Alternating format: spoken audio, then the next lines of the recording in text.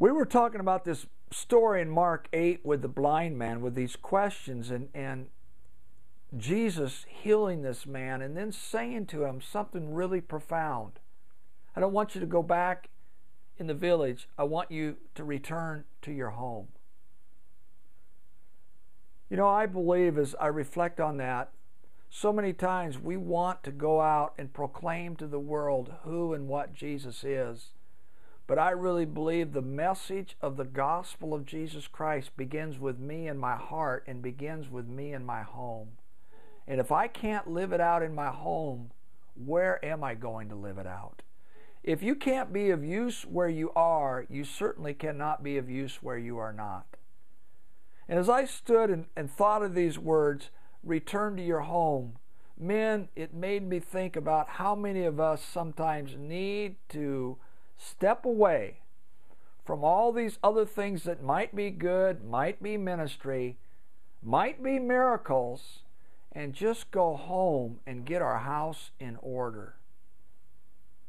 Because when our house is in order, then we have real ministry. When it works in my personal marriage, when it works in my children's lives, it can work in the church and other places.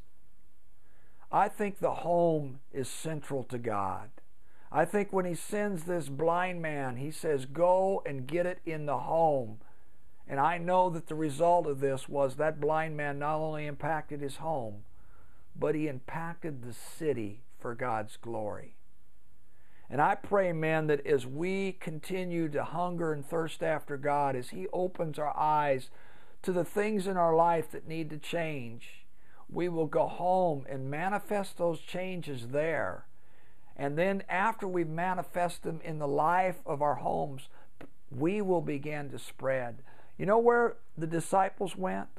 God said, go back to Jerusalem, go back to your home. And then it will go to Judea, Samaria, and the other parts of the world.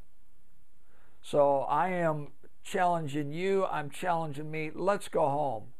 Let's have that place where God's miracle is reflected in our marriages, in our families, in our quiet time, in our prayer altar. Let's go home and be the men that God has called us to be at home.